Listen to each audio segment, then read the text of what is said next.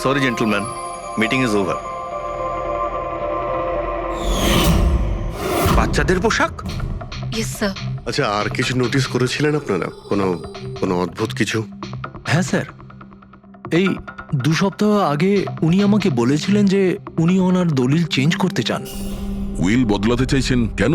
জানি না স্যার, ওনার দলিলে 3 জন মানুষের নাম ছিল, একজন ওনার স্ত্রী মায়া আর 2 জন ওনার ছেলে, কিন্তু উনি চতুর্থ একজনের নাম জুড়তে চাইছিলেন, অ্যাড করতে কি চাইছিলেন। কি নাম ছিল ওই চতুর্থ জনের? ওনার নাম তো উনি বলেননি। আপনি কি উইলটা বদলেছিলেন? আসলে আমি পেপার সব তৈরি করে দিয়েছিলাম, ব্যাস নাম ভরে ওতে সুধীরকে সই করতে হতো। জানি না কি হলো, হঠাৎ নিজের বার্থডের কিছুদিন আগে ও আমাকে বলল যে দলিল বদলাতে চায় না, ওই পুরনো দলিলটাই থাকবে। ঠিক আছে, এই চতুর্থ ব্যক্তি আবার কোথা থেকে এলো, যার নাম সুধীরবাবু নিজের উইলে ইনক্লুড করতে চেয়েছিলেন? সুধীরজির মৃত্যুর এই চতুর্থ জনের সঙ্গে কোনো কানেকশন থাকতে পারে। আমার তো এটাই কিছুতে মাথায় ঢুকছে না। বাচ্চাদের পোশাক কেউ কাউকে কেন পাঠাতে যাবে? বাচ্চাদের জামা কাপড় পাঠানো হয়েছিল, তাহলে ওই এনভেলপটা কোথায় গেল? সুধীরবাবুর রুমটা তো আমরা ভালো করে চেক করেছি, ওখানে তো কিছুই পাইনি আমরা। বাড়িতে নয় তো অফিসে?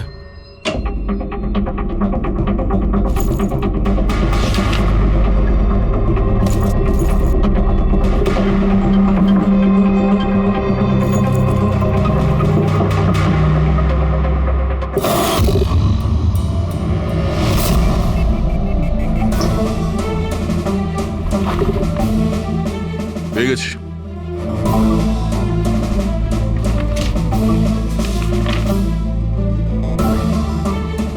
আরে, এতে তো দেখছি কোনো পোস্টাল স্ট্যাম্প বা যে পাঠিয়েছে তার নামই নেই। তাহলে পার্সেল এখানে পৌঁছলো কি করে? মনে হচ্ছে এই এনভেলপটা সোজা কেউ কোম্পানির পোস্ট বক্সে ঢেলে দিয়েছিল।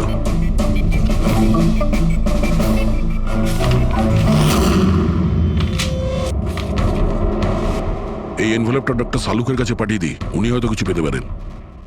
ঠিক আছে। আচ্ছা, এই জাহ্নবী বলছিল যে এই পার্সেলটা দেখে মিস্টার সুধীর একদম চমকে গিয়েছিলেন। হতে পারে কোনো পুরনো স্মৃতি জেগে উঠেছিল। আর তারপর উনি কাউকে কলও করেছিলেন হয়তো।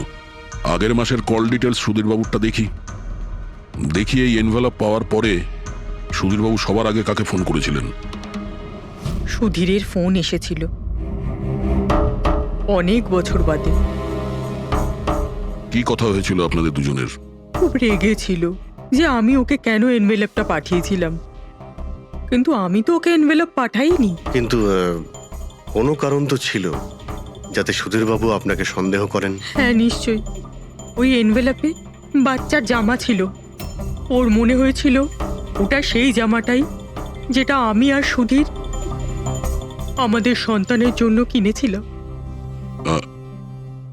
আমাদের বাচ্চার জন্য? আমার আর সুধীরের সন্তান। 30 বছর আগে আমি আরকে ওয়েবস কোম্পানিতে অ্যাকাউন্ট ডিপার্টমেন্টে কাজ করতাম। সুধীরের বাবা সেটার মালিক ছিল। ওখানেই সুধীর আর আমার সম্পর্ক হয়েছিল। আর কিছু বোঝার আগেই আমি বুঝতে পারি যে আমি সুধীরের সন্তানের মা হতে চলেছি। তো আপনাদের দুজনের বিয়ে হয়নি? না, হয়নি। সুধীর তো কথা দিয়েছিল, কিন্তু ওর প্যারেন্টস রাজি হয়নি, কারণ আমি ওদের স্টেটাসে ছিলাম না। ওনারা তো সুধীরের বিয়ে অনেক বড়লোক বাড়িতে আর সেম স্টেটাসে করতে চেয়েছিলেন। তারপরে ওর প্যারেন্টস আর ফ্যামিলি খুব চেষ্টা করেছিল ওকে, আমাকে, এমনকি আমার ফ্যামিলিকেও বোঝানোর জন্য যে আমি বাচ্চাটাকে নষ্ট করে দিই।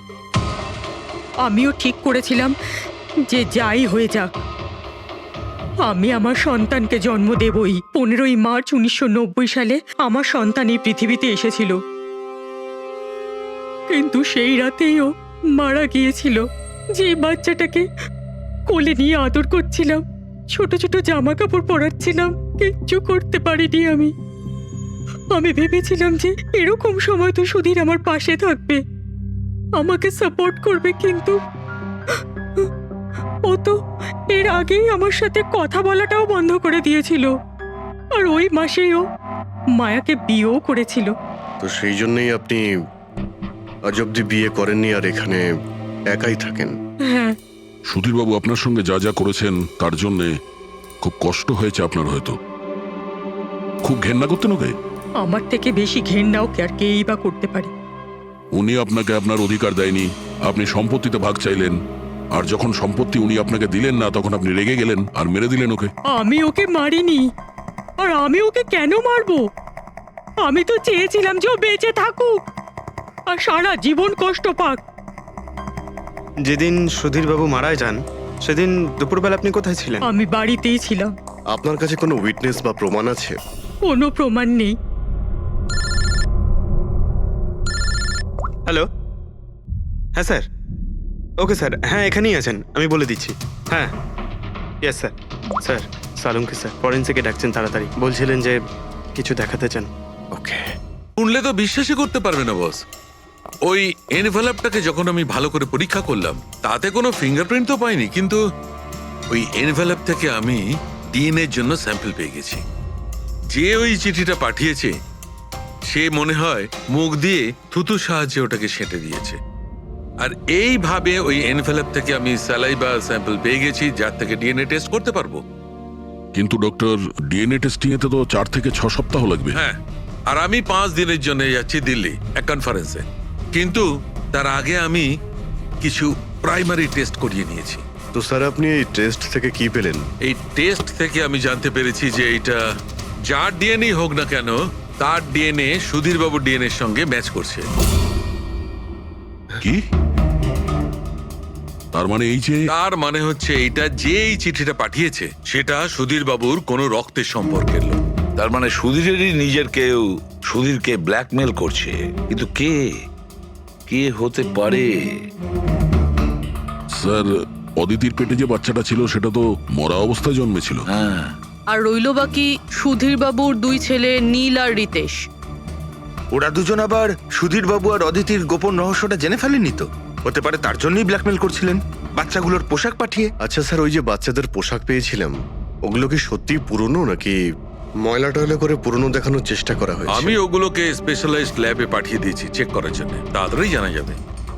আচ্ছা পুরবি সুধীর বাবুর ছেলের ব্যাপারে কি জানতে পেরেছো? কি করতো ও? স্যার 1 বছর আগে সুধীরবাবু নিজের কোম্পানিতে নিজের ছেলেদেরকেই বোর্ড মেম্বার বানিয়েছিলেন, আর তারপর থেকেই কোম্পানি লসে যেতে শুরু করলো। ওরা কোম্পানির টাকা নিয়ে নিজেরাই নয়ছয় করতো, দামি দামি গাড়ি, প্রচুর শখ মেটাতো, সবকিছু করতো শুধু কাজ বাদ দিয়ে। কিন্তু স্যার সুধীরবাবু তার ছেলেদের খুব ভালোবাসতেন, দুজনের জন্য আলাদা আলাদা বাংলো। আচ্ছা, এটা নয় তো যে ওদের দুজনের মধ্যেই কেউ ওই এনভেলপটা লেটার বক্সে ফেলেছিল? কিন্তু একটা কথা কিছুতেই মাথায় ঢুকছে না, এই ব্ল্যাকমেলিং কেন? আরে ভাই, টাকার জন্য। কোম্পানি ডুবে যাচ্ছিল। কারেক্ট। কোম্পানি কাঙাল হওয়ার আগে যা কিছু গুছিয়ে নিতে পারো গুছিয়ে নাও। যদি সুধীর বাবুর 2 ছেলে তাদের বাবাকে টাকার জন্য ব্ল্যাকমেল করে থাকে তাহলে নিশ্চয়ই ওনার ব্যাংকের অ্যাকাউন্টে নিশ্চয়ই টাকা এসে থাকবে, খুব বড় রকমের ফিগার। একটা কাজ করো, এই দুজনের পার্সোনাল অ্যাকাউন্ট, কোম্পানি অ্যাকাউন্ট সব চেক করো, দেখো কোনো বড় অ্যামাউন্ট এসেছিল কিনা। স্যার, স্যার কিছু পেয়েছি স্যার। আরকে উইপস ইন্ডাস্ট্রি থেকে কোটি টাকা ট্রান্সফার হয়েছে স্যার। কার অ্যাকাউন্টে ট্রান্সফার হয়েছে? 1 মিনিট দেখছি।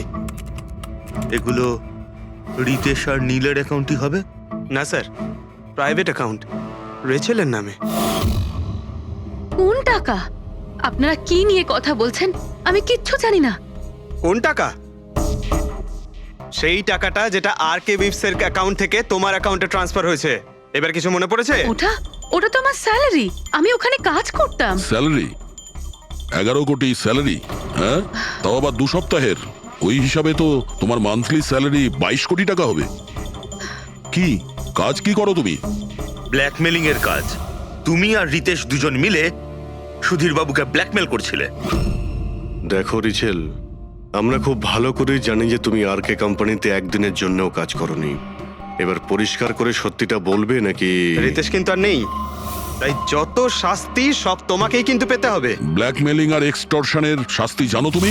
আমি কাউকে ব্ল্যাকমেল করিনি। তাহলে সুধীর বাবু কি তোমাকে 11 কোটি টাকা এমনিই দান করে দিলেন? সুধীর আঙ্কেল তো ওই টাকা ট্রান্সফারই করেননি। তাহলে কে করেছিল? আমার বয়ফ্রেন্ড রিতেশ। ও আমাকে বলেছিল যে ওর কোম্পানির টাকা ও কিছুদিনের জন্য অন্য কোথাও রাখতে চায়। অন্য কোথাও? কেন? জানি না, আর আমি জিজ্ঞাসাও করিনি। তুমি রিতেশকে জিজ্ঞাসা করোনি, আর যখন রিতেশ মারা গেল তখন পুলিশকেও বলনি। আমি ভেবেছিলাম যে রিতেশ তো আর বেঁচে নেই, তাই তাই টাকাগুলো আমি রেখে দিই। কেউ কি করে জানতে পারবে?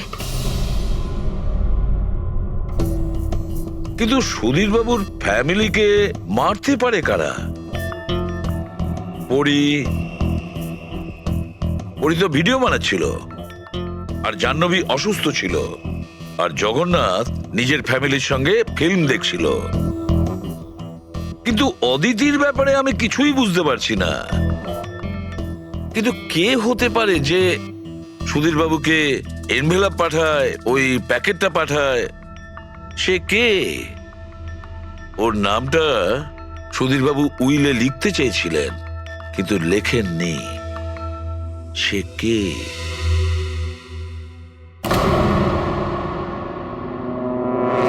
প্রেমের দ্বিতীয় কেকটা কোথা থেকে আসলো? হ্যাঁ স্যার, এখানে দুটো কেক। সেটাই তো, যখন বার্থডে ছিল সুধীর বাবু তার নিজের ফ্যামিলির সঙ্গে, ছোট কেকটা কেন কাটতে যাবে যেখানে এত বড় কেকটা রয়েছে এর সামনে? স্যার, যাতে ও রাতে পার্টিতে বড় কেক খেতে পারে। আরে ভাই, সুধীর বাবু কি 18 বছরের বাচ্চা ছিল নাকি যে নিজের বার্থডেতে দুটো কেকের অর্ডার দেবে? স্যার, হতে পারে এই কেকটা ওনাকে কেউ গিফট করেছে, এই কিন্তু বাদামওয়ালা কেক। সেটা তো বক্সে নিয়ে আসবে, আর তার উপরে কেক শপের নামটাও লেখা থাকবে। না স্যার, ওখানে তো আমরা কোনো বক্স পাইনি। ছিল না? হতে পারে কেউ এই কেকটা বাড়িতে বানিয়েছে, সেই জন্যই আমরা ওখানে বক্স পাইনি। কিন্তু এই আমন্ড দেওয়া কেক পাঠালোটাকে? স্যার, হ্যাঁ, স্যার আমি জাহ্নবীর সোশ্যাল প্রোফাইল চেক করছিলাম। স্যার, এখানে ওর অনেক অনেক ছবি আছে যেখানে ও কেক আর পেস্ট্রি বেক করছিল। বেকিং ও খুব পছন্দ করে। হ্যাঁ, আমি বেকিং পছন্দ করি, তাতে কি? তো কিছু না, তুমি বাদামওয়ালা কেক বানিয়েছিলে না সুধীর বাবুর জন্য? আমি যখন জানি যে ওনার বাদামে অ্যালার্জি, তাহলে আমি ওনার জন্য বাদাম কেক কেন বানাবো? কারণ তুমি চাইছিলে যে উনি কেকটা না খান, যদি খেত অজ্ঞান হয়ে যেত না? আর তুমি চাইতে যখন তুমি ওকে মারবে তখন যেন ওর জ্ঞান থাকে, কষ্ট পায় তোমার সামনে, প্রাণ ভিক্ষা করে, তাই না? আরে আমি সুধীর আঙ্কেলকে কেন মারবো? তুমি কেকের মধ্যে সেনেটিভ মেশাওনি রিতেশ, নীল আর মায়াকে মারার জন্য? আপনারা এইসব কি বলছেন বলুন তো? ব্যাস ব্যাস, অনেক হয়েছে। তুমি বলেছিলে না যে ওই দিন তুমি অসুস্থ ছিলে আর বাড়িতেই ছিলে? কোথাও তুমি যাওনি। তুমি পার্টিতে কিভাবে গিয়েছিলে কিনা পার্টিতে? আমি সত্যি 2-3টে পর্যন্ত ঘুমিয়েছিলাম। তারপর ঘুম থেকে ওঠার পর আমার মনে হলো যে আমি একটু বেটার ফিল করছি, আর তাই আমি পার্টিতে চলে যাই। এতে আমার কি অন্যায়? তুমি যদি রাত 2টো থেকে 3টে অবধি সত্যিই ঘুমিয়েছিলে, তাহলে 2:30টার সময় যখন সুধীর বাবু মারা যান তখন তোমার মোবাইল ওনার ঘরের সামনে গেল কি করে? দেখো জাহ্নবী, মিথ্যে বলে কোনো লাভ নেই। আমরা তোমার মোবাইলের রেকর্ড চেক করে দেখেছি। যে সময় সুধীর বাবু মারা যান সেই সময় তোমার ফোনের লোকেশন ওনার বাড়ির কাছেই ছিল। এবার সত্যি বলবে নাকি আরো টাইম ওয়েস্ট করতে চাও? আমি আর নীল একে অপরকে ভালোবাসতাম। আমরা ভেবেছিলাম যে নীলের বাবার বার্থডে আমাদের কাছে একটা ভালো সুযোগ ছিল ওনাকে আমাদের ব্যাপারটা বলার, আর সেই জন্যই আমি ওখানে যাই। ওখানে গিয়ে নীলকে অনেকবার কল করি, প্রায় 1 ঘন্টা ওখানে ছিলাম আমি, কিন্তু নীলের কোনো কল আসেনি। আমি ভেবেছিলাম নীল হয়তো সময় পাচ্ছে না আমাকে কল করার। মিথ্যে কথা। তোমার মনে হয়েছিল নীল তোমাকে ঠকাচ্ছে, সেই কারণে তুমি ওকে আর ওর পুরো ফ্যামিলিকে মেরে দিয়েছো। এই আপনারা কি বলছেন বলুন তো? আমি বেকিং করতে ভালোবাসি, তার মানে তো এটা নয় যে খুনটা আমি করেছি। ইন্টারনেটে রেসিপি দেখে তো যে কেউ কেক বানিয়ে ফেলতে পারে। কেক বানানো কি এমন কঠিন কাজ? আর রিতেশের গার্লফ্রেন্ড রেচেল, ও তো বেকিং করে। আপনারা ওকে কি কেন কিছু জিজ্ঞেস করছেন না? সবাইকে জিজ্ঞেস করবো আমরা। ডাকো সবাইকে। ভীষণ ইন্টারেস্টিং কেস এটা। এরকম খুব কম হয় যে এতজনের কাছে একটা লোকের প্রাণ নেওয়ার জন্য সুযোগও আছে আর মোটিভও আছে। আপনারা আবার? আরে স্যার, আমি কেন মারবো ওনাকে? আপনি নীলকে বিয়ে করতে চেয়েছিলেন, ওর ফ্যামিলির লোকেরা রাজি হয়নি। এ তো খুব বড় একটা কারণ খুন করার। আর সুধীর বাবুর ফ্যামিলির জন্য আত্মমর্যাদা, সোশ্যাল স্ট্যাটাস অনেক গুরুত্বপূর্ণ ব্যাপার ছিল। এর সবচেয়ে বড় এক্সাম্পল অদিতি দেবী। আর সুধীর বাবু এই নিজের সম্পত্তি আর স্ট্যাটাসের জন্য আপনার জীবন নষ্ট করে দিয়েছেন, তাহলে আপনার থেকে বেশি ঘৃণা আর কে করতে পারে? আমার কাছে পয়সার কোনো মূল্য নেই আর না কোনো বিষয়ে রিগ্রেট। আফসোস তো তোমার হওয়ার কথা রাচেল। এখানে তো 5,000 টাকার জন্য মানুষ মানুষকে খুন করে, আর তুমি তো বসে বসে 11 কোটি টাকা পেয়েছো। আর আপনি, আপনার হাতে তো সুধীর বাবু তার লাইফের রিমোট কন্ট্রোল দিয়ে দিয়েছিল। আপনি সবই জানতেন ওনার ব্যাপারে, এটাও জানতেন যে উনি ওনার গানটা কোথায় রাখেন। দেখুন, আপনাদের যা ইচ্ছে বলতে পারেন। আমি আপনাকে আগেও বলেছিলাম যে আমি সেদিন ঘরে ভিডিও ব্লগ বানাচ্ছিলাম, চাইলে আমার ফোনও চেক করতে পারেন। হ্যাঁ হ্যাঁ নিশ্চয়ই, ওই দেখি। জানা তো যাবে কিভাবে ভিডিও ব্লগ বানানো যায়।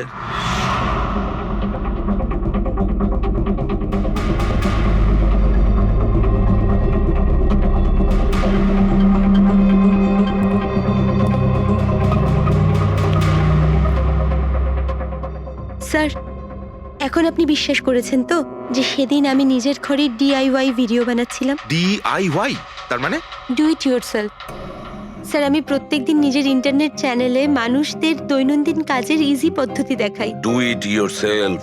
স্যার, হ্যাঁ, নিউজ পেপারটা দেখুন, ডেটটা ওই একই। হ্যাঁ সেটাই তো আছে। মানে ভিডিও ওই দিনই শুট করা হয়েছিল? স্যার, হ্যাঁ পুরবি। স্যার আমি মেমোরি কার্ডের ডেট আর টাইম চেক করেছি। এই ভিডিওটা ওই দিনই তৈরি করেছিল, 2টো থেকে 4টের মধ্যে।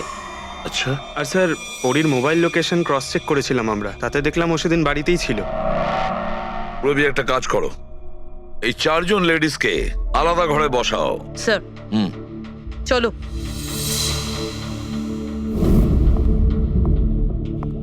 স্যার, কি ভাবছেন আপনি? সমস্ত প্রমাণ তোর পক্ষেই দেখছি। এই কেসটা তো আমি অন্ধকারে ডুবে যেতে দেখছি।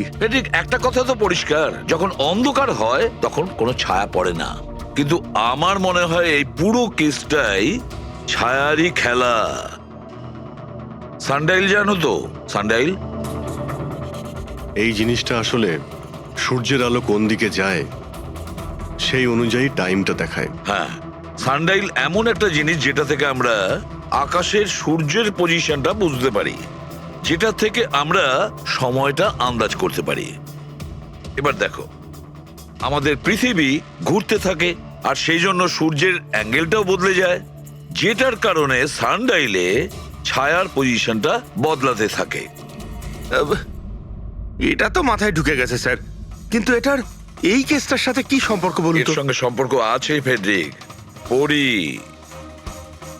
এই পুরো প্রমাণগুলোই আমরা পরীর কাছ থেকে কালেক্ট করেছি।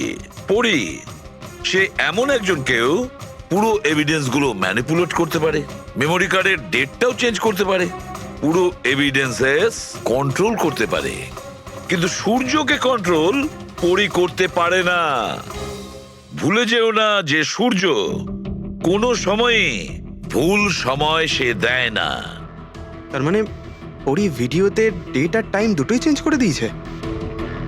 হয়তো চেঞ্জ করেছে বা করেনি, কিন্তু এখন আমরা এই ছায়াকে প্রশ্ন করব যে পরি সত্যি বলেছে না মিথ্যে বলেছে। কারেক্ট, এই সেটিংটা একদম সেরকমই হয়েছে যেমন পরীর ভিডিওতে ছিল। আর রোদও সেই রকম আছে সেদিন যেরকম ছিল। শুধু পরীর জায়গায় পুরবি দাঁড়িয়ে আছে। স্যার, আমরা এখানে কি করব? আগামী 6 ঘন্টা পর্যন্ত পুরবীকে এইভাবেই দাঁড়িয়ে থাকতে হবে যেভাবে ভিডিওতে পরী দাঁড়িয়েছিল। আমরা এটাই দেখতে চাই যে যদি পরী সত্যি কথা বলে তাহলে 2টো থেকে 4টের মধ্যে পুরবীর মুখে ঠিক সেই জায়গা থেকে রোদ্দুর পড়বে যেমন পরীর মুখে ছিল। আর স্যার, যদি আমার ছায়া পরীর ছায়ার সাথে ম্যাচ না করে তো? তো দেখতে হবে। ক্যামেরা অন করো।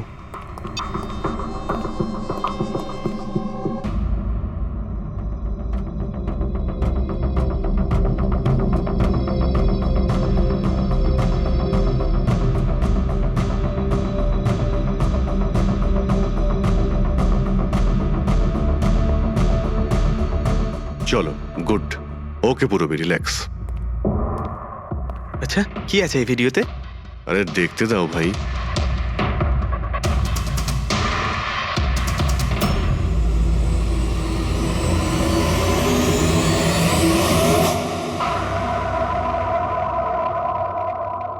তো সকাল 11টা থেকে 1টার মধ্যে তুমি ওই ভিডিওটা রেকর্ড করেছিলে। আর তুমি খুব চালাকির সাথে ভিডিও ডেট আর টাইম চেঞ্জ করে দিয়েছো। মেমোরি কার্ডের ডেট আর টাইম বদলে দিয়েছিলে, নিজের মোবাইল ফোনটা বাড়িতে রেখে দিয়েছিলে যাতে আমরা ওখানকার লোকেশন পাই। তুমি কি মনে করেছিলে এসব করার ফলে আমরা বোকা হয়ে যাব? হ্যাঁ, না তুমি আমাদেরকে বোকা বানাতে পারলে, না আকাশে ওঠা সূর্যকে। তোমার ভিডিওতে রোডের ডিরেকশন দেখে স্পষ্টই বোঝা যাচ্ছে ওই ভিডিওটা 11টা থেকে 1টার মধ্যে শুট করা হয়েছে। চেষ্টাটা ভালোই করেছিলেন, কিন্তু রিসার্চ ওয়ার্কটা একটু দরকার ছিল। পরি, তোমার ব্যাপারে আমরা সব কিছু জেনে গেছি।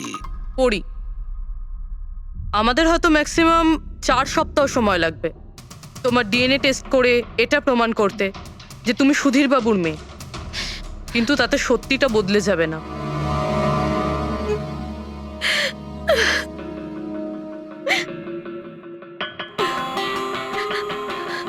আমি ওনাকে মারতে চাইতাম না, একদমই মারতে চাইতাম না ওনাকে।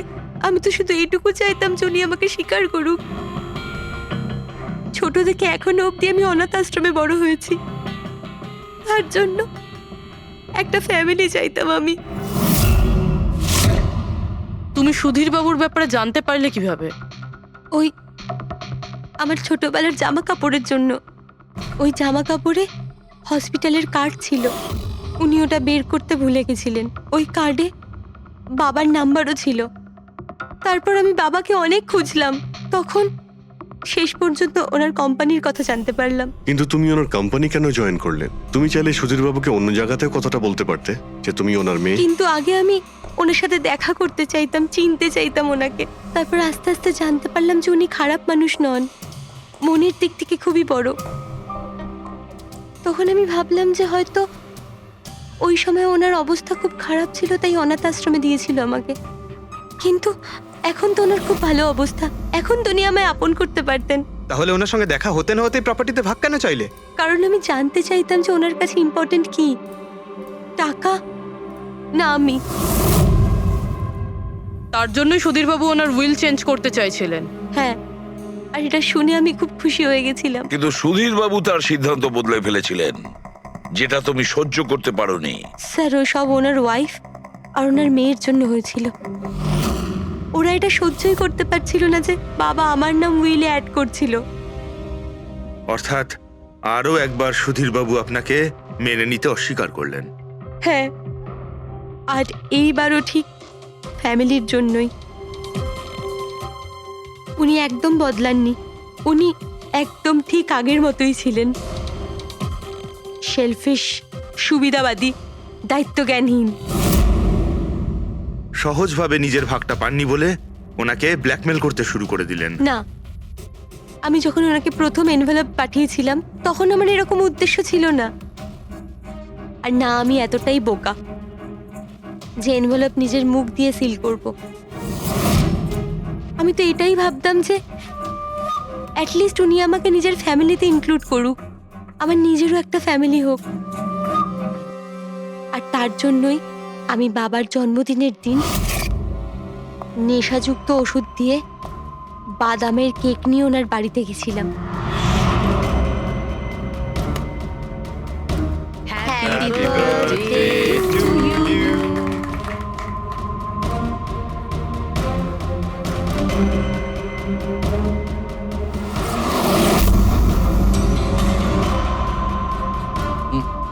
আমার অ্যালার্জি আছে।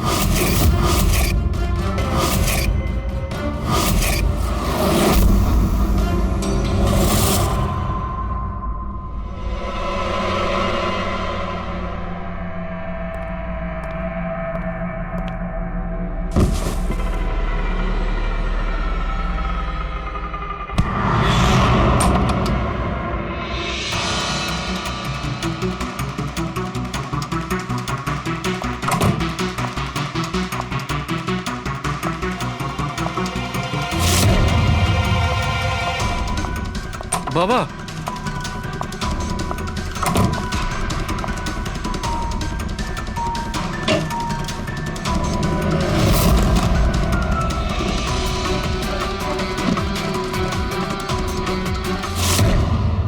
তুমি সুধীরবাবুর পুরো ফ্যামিলিকে মারতে চেয়েছিলে না? তোমার লক্ষ্য পূরণ হয়েছে। এবার তোমার সঙ্গে ওনার ফ্যামিলির লাস্ট মেম্বারও শেষ হয়ে যাবে। জেল যাওয়ার আগে আমরা তোমার সঙ্গে কারোর সঙ্গে দেখা করিয়ে দিতে চাই।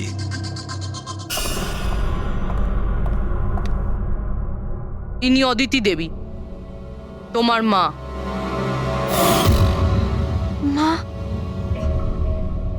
আপনাকে মিথ্যে বলা হয়েছিল যে আপনার সন্তান মৃত জন্ম নিয়েছিল।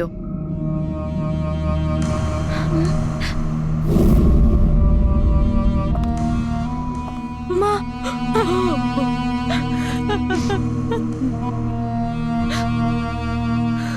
ওর এই সুধীর বাবু আর তার ফ্যামিলিকে শেষ করে দিয়েছে।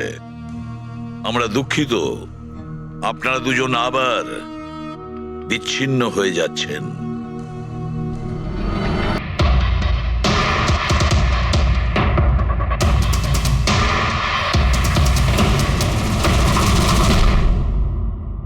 Emergency medical card.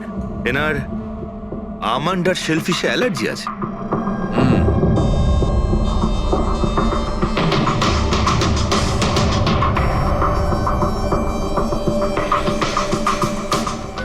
স্যার, কেকটাও পুরো খাওয়া হয়নি। এই দেখুন, মনে হচ্ছে কেক কাটার কিছুক্ষণের মধ্যেই এরা সবাই মারা গিয়েছেন।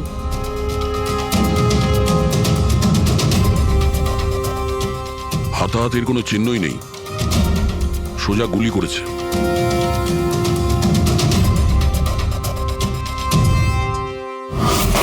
এইভাবেই গুলি চালিয়েছে।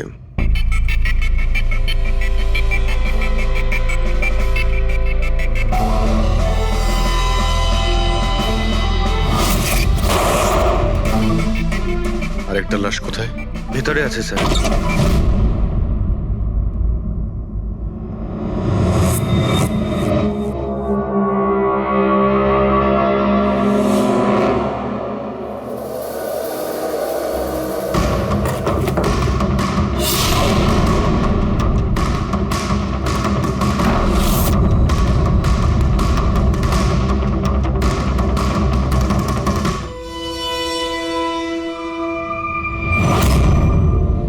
গান কেস,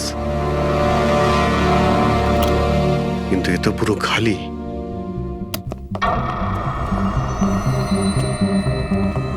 তবে স্যার, এই ঘটনা ঘটেছে কতক্ষণ হয়েছে?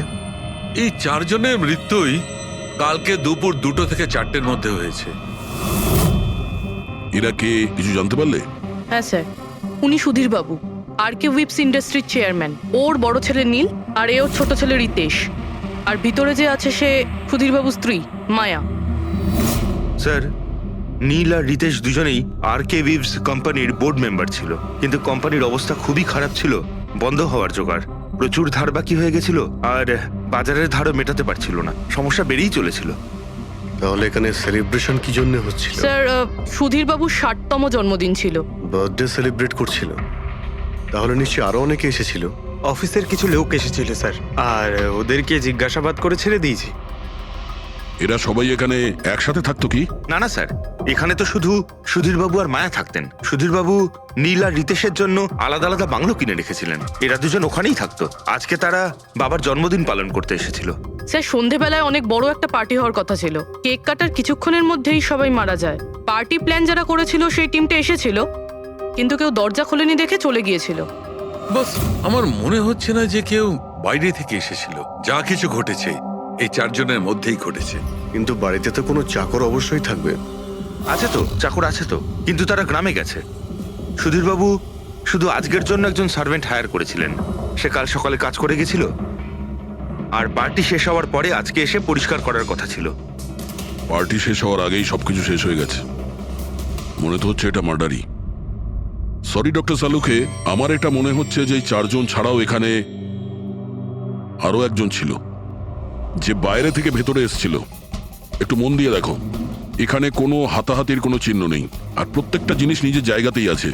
এটা মনে হচ্ছে যে কেউ কেকের মধ্যে কিছু মিশিয়ে দিয়েছিল, যেটা খেয়ে এরা চারজনই অজ্ঞান হয়ে গেছিল। তারপরে ওই 5 নম্বর লোকটা বাড়ির মধ্যে ঢুকলো, এসে সবাইকে গুলি করে দিল। এটা বস 100% মার্ডার। মার্ডার আর সুইসাইডও। আচ্ছা, তোমরা তো নিশ্চিতভাবে কি করে বলছো? স্যার এই দেখুন, বাকি 3টে লাশের কাছে স্ট্রাগলের কোনো চিহ্ন মাত্র নেই, শুধুমাত্র সুধীর বাবু ছাড়া।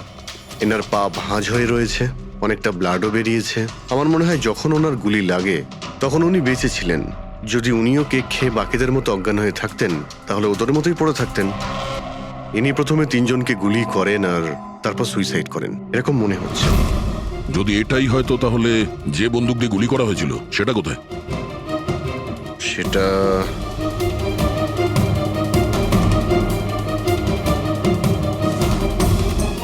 এইখানে গুলি লেগেছিল মানে মাথাতে। সুধীর বাবু যদি এইভাবে গুলি চালান তো এইভাবেই হয়তো পড়েছেন আর তখনই হাত থেকে বন্দুকটা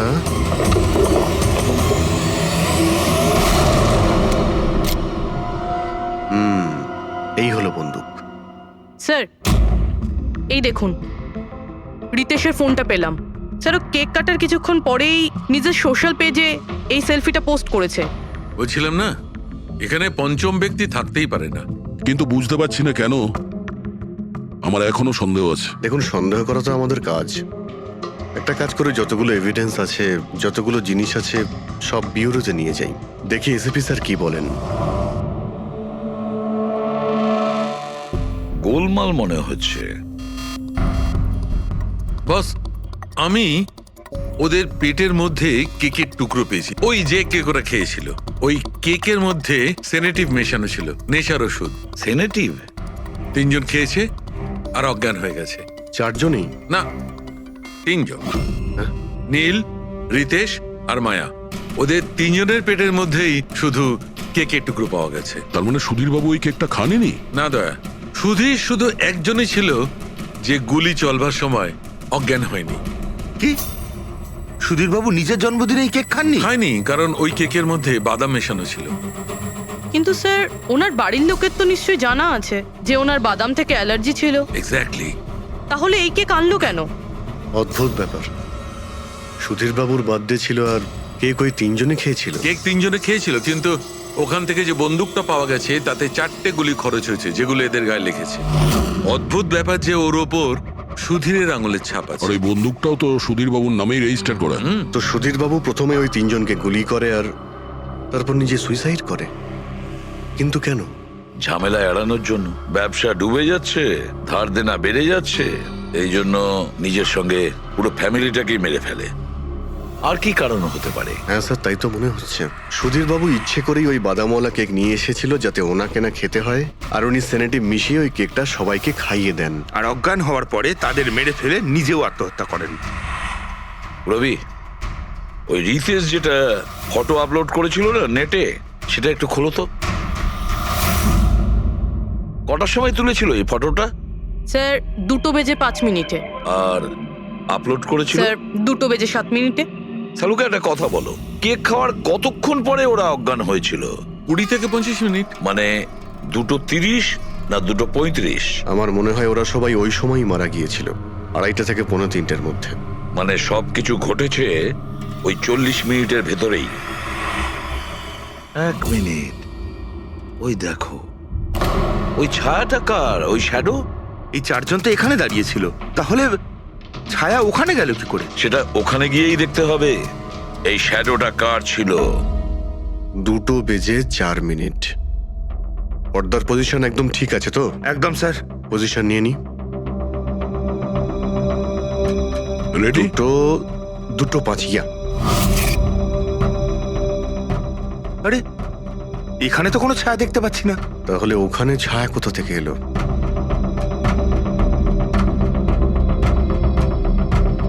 রোদটা এই দিক থেকেই আসছে। পুরবি, তুমি ওইখানটা গিয়ে দাঁড়াও তো।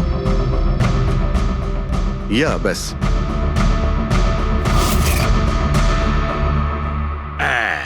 এইখানে ছায়াটা দেখা যাচ্ছে, ঠিক যেমনটা ওখানে ছিল, সেম টু সেম। আমি ঠিকই বলেছিলাম, এখানে কোনো 5 নম্বর লোক ছিল। আর সে ওখানেই দাঁড়িয়েছিল যেখানে আমি দাঁড়িয়েছিলাম। এই সেই লোকটাই হবে যে সুধীর বাবু আর তার পরিবারকে মেরেছে। আর সে আমাদের অলমোস্ট ধোকা দিয়ে দিয়েছিল যে এটা মার্ডার কাম সুইসাইড। আর ওর ছায়াই ওকে ধোকা দিয়ে দিয়েছে। কিন্তু স্যার আমরা এই ছায়ার মাধ্যমে খুনি অবধি পৌঁছবো কি করে? খুনির মেন টার্গেট ছিল সুধীর বাবু, আর সে ওই সময় ওখানেই দাঁড়িয়েছিল। নিশ্চয়ই চেনা জানাই কেউ হবে। কারেক্ট। খোঁজ নিয়ে দেখো সুধীরবাবু পার্টিতে কাদের কাদের ডেকেছিলেন।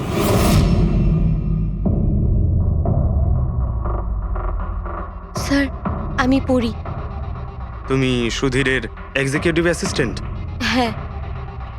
স্যার আমি Jahnavi. Marketing head. Yes sir. হ্যাঁ স্যার, আমি জগন্নাথ। আমি কোম্পানির লয়ার। আর সুধীর বাবুর পার্সোনাল লয়ারও। আগে হ্যাঁ, কিন্তু আপনারা আমার কাছে কি জানতে চাইছেন? সুধীরবাবুর কোম্পানিতে প্রায় 300 লোক কাজ করতেন, কিন্তু উনি পার্টিতে শুধু আপনাদের 3জনকেই ডাকলেন। এরকম কিসের বিশেষ সম্পর্ক ছিল আপনাদের সঙ্গে সুধীরবাবুর? স্যার আমি আগেও বলেছি যে আমি ওনার এক্সিকিউটিভ অ্যাসিস্ট্যান্ট। তো একজন এক্সিকিউটিভ অফিসারের সঙ্গে এতটা পার্সোনাল রিলেশনশিপ? স্যার আমি ওনার শুধু কাজই না, বরং ওনার পার্সোনাল লাইফও ম্যানেজ করতাম। আই মিন পার্সোনাল আর প্রফেশনাল দুটোই। আর ওই দিনও আমি পার্টি ম্যানেজ করতে গেছিলাম, সেলিব্রেট করতে না। আর উকিল বাবু আপনি? স্যার আমি আর সুধীর হলাম ছোটবেলাকার বন্ধু। ওর বার্থডে আর আমি যাব না, এটা কি করে হতে পারে? আর আপনি, আপনাকে কেন ইনভাইট করেছিল সুধীরবাবু পার্টিতে? স্যার আমাকে সুধীর স্যার না, নীল ইনভাইট করেছিল। আমি আর নীল খুব ভালো বন্ধু ছিলাম। I see. তো আপনি ওনার পুরো শিডিউল ম্যানেজ করতেন। তো এই বার্থডে পার্টির দিন কেউ কি আসার কথা ছিল? কোনো মিটিং রেখেছিলেন আপনারা? স্যার ওই দিন ব্যাংক হলিডে ছিল, তার জন্য কোনো মিটিং বা অ্যাপয়েন্টমেন্ট ছিল না। আর ওনার বার্থডে ছিল, তাই উনি পুরো দিন ওনার ফ্যামিলির সাথেই কাটাতে চাইতেন। দুপুর 2টো থেকে 3টের মধ্যে আপনারা কোথায় ছিলেন? স্যার আমি তো আমার বাড়িতেই ছিলাম, ভ্লগ বানাচ্ছিলাম। ব্লগ? Video blog. আমার একটা ইন্টারনেট চ্যানেল আছে যেখানে আমি ভিডিও বানিয়ে আপলোড করি। স্যার আমি বাড়িতে ঘুমোচ্ছিলাম, আমার শরীরটা ঠিক ছিল না। স্যার আমি আমার ফ্যামিলির সাথে ফিল্ম দেখতে গিয়েছিলাম। আচ্ছা, কিছুদিনের মধ্যে সুধীরবাবুর ব্যবহারে কোনো পরিবর্তন দেখেছিলেন আপনারা? হ্যাঁ স্যার, আমি একটা জিনিস নোটিস করেছিলাম। স্যার আজ থেকে ঠিক 1 মাস আগে আমাদের মিটিং চলছিল।